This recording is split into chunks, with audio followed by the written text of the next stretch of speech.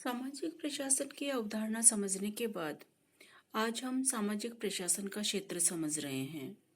मैं डॉक्टर देवकांता शर्मा लोक प्रशासन एमए फाइनल के विद्यार्थियों के लिए सामाजिक प्रशासन के क्षेत्र पर आप लोगों से बात कर रही हूँ।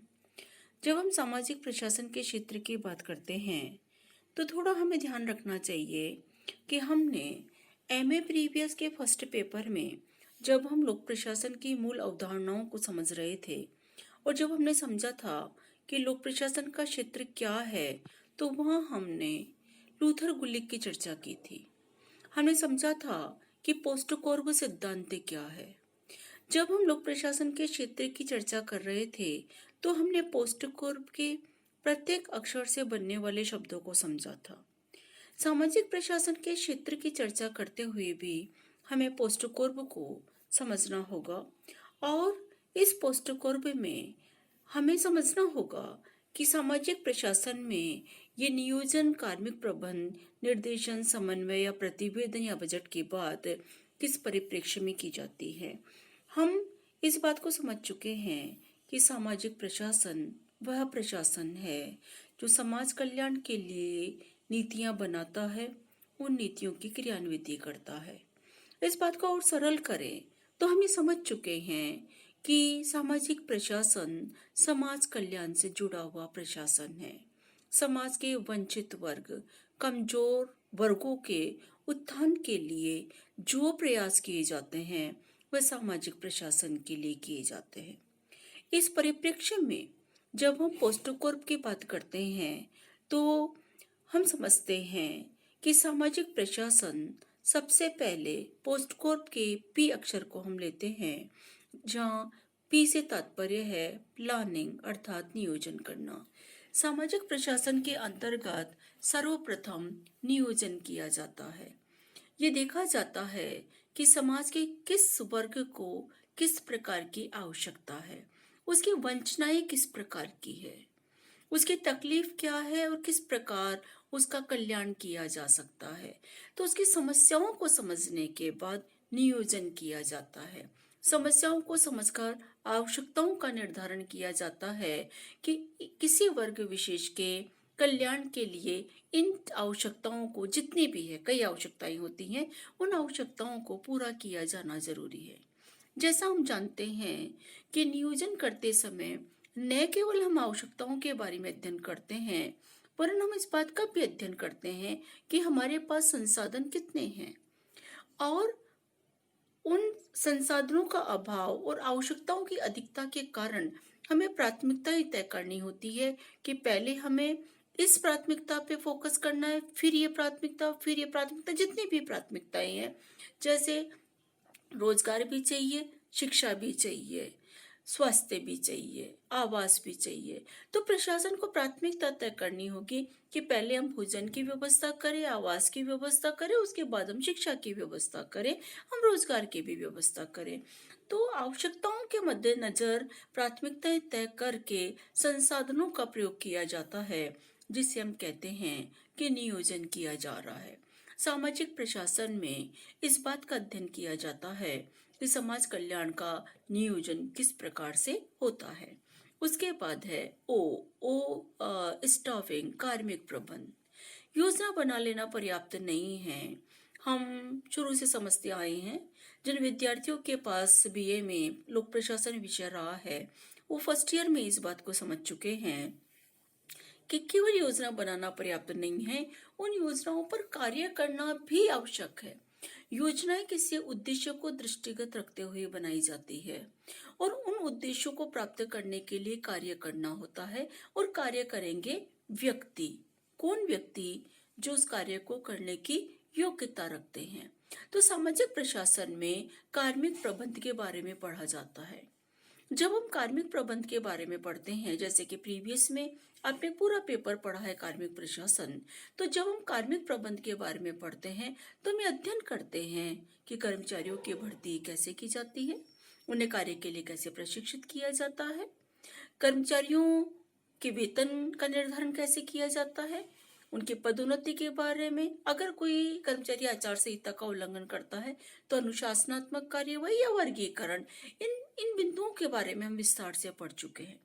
सामाजिक प्रशासन में भी इन समस्त बिंदुओं का अध्ययन किया जाता है, जिसे हम कार्मिक प्रबंध कहते हैं।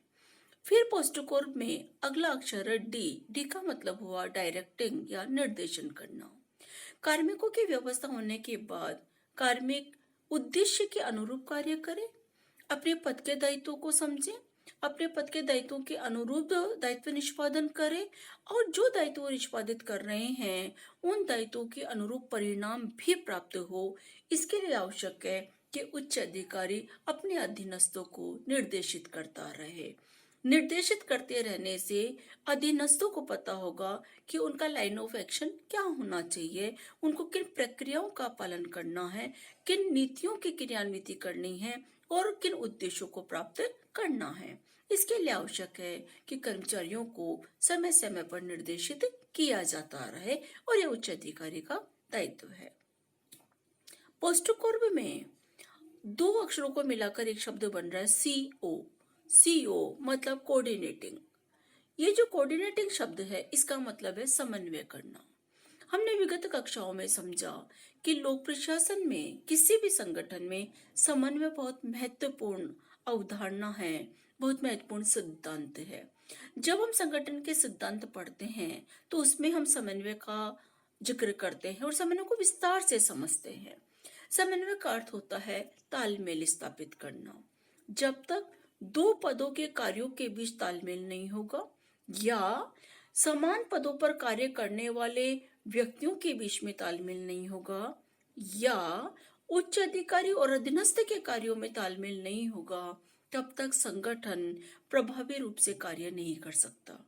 संगठन जिस उद्देश्य के लिए स्थापित किया गया है वह उद्देश्य प्राप्त नहीं हो सकता।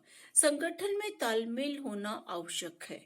तालमेल होगा, समन्वय होगा तो समन्वय से संघर्ष को टाला जा सकेगा।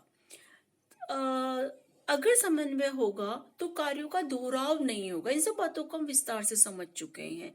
दोहराव से बचने के लिए जरूरी है कि समन्वय हो, संघर्ष को टालने के लिए जरूरी है समन्वय हो, निर्धारित समय में उद्देश्य की प्राप्ति के लिए आवश्यक है कि समन्वय हो। तो उच्च अधिकारी का, मुख्य कार्यपालक का दायित्व बनता है कि वह अपने स्टाफ में, अपने संगठन में समन्वय तत्व को ध्यान में रखे और समन्वय की स्थापना करने का पूरा प्रयास करे। अपने दायित्वों का निष्पादन इस प्रकार से करे कि समन्वय के लिए किसी भी प्रकार की बाधा उत्पन्न न हो। सामाजिक प्रशासन में समन्वय आवश्यक है। अगर समन्वय नहीं होगा तो समाज कल्याण नहीं हो सकता। नीतियां बनाना पर्याप्त नहीं है, नीतियों को लागू करना और जिस वंचित वर्ग तक लाभ पहुंचाने के लिए योजनाएं या कार्यक्रम बनाए गए हैं उस वंचित वर्ग तक कार्यक्रमों का फ्लो होना, वहां तक पहुंचना आवश्यक है। और ये तभी संभव है जब प्रशासन के केंद्रीय स्तर से लेकर राज्य स्तर, प्रांतीय स्तर, जिला स्तर, ग्राम स्तर तक समन्वय हो। तो सामाजिक प्रशासन में समन्वय का अध्ययन करना अति आवश्यक है। अतः हम समन्वय को सामाजिक प्रशासन के क्षेत्र में सम्मिलित करते हैं। एक और बिंदु जो पोस्टकोर्प में हम आर अल्फाबेट लेते हैं, इस आर अक्षर से बनता है रिपोर्टिंग। रिपोर्टिंग का तात्पर्य हुआ प्रतिवेदन। नियोजन हो गया, कार्मिक प्रबंधन, निर्देशन है, समन्वय है, साथ में प्रतिवेदन तैयार करना भी जरूरी है। जो कार्य किए हैं, क्या क्या कार्य किए, उन कार्यों पर कितना व्यय हुआ, उन कार्यों में समय कितना लगा, कितने समय को लक्षित करके कार्य नियोजन किया गया था, क्या उस लक्षित समय में कार्य पूरा हुआ, यदि नहीं हुआ तो क्यों नहीं हुआ, क्या कारण रहे, अगर हम पूरे लक्ष्य प्राप्त नहीं कर पाए हैं, लक्ष्यों की प्राप्ति में कुछ कमी रह गई है तो क्यों रह गई है, उन कार्यों का वर्णन करना, कितना व्यय हुआ, कितना हमें पैसा दिया गया था उस कार्य के लिए और कितना हमने व्यय किया, पैसा बच गया तो क्यों बच गया और अगर पैसा ज्यादा खर्च हुआ तो क्यों ज्यादा खर्च हुआ। इन समस्त बातों को लिपिबद्ध किया जाता है, लिखा जाता है, जिसको हम कहते हैं कि प्रतिवेदन तैयार हो गया। प्रति वर्ष ये प्रतिवेदन तैयार किया जाता है। तो सामाजिक प्रशासन में इस बात का अध्ययन करना आवश्यक है कि प्रतिवेदन किस प्रकार तैयार किया जाता है और प्रतिवेदन का क्या महत्व है और प्रतिवेदन तैयार किया जाना चाहिए। तो प्रतिवेदन के बारे में अध्ययन करना सामाजिक प्रशासन का क्षेत्र है। और लास्ट में बी स्टैंड फॉर बजटिंग।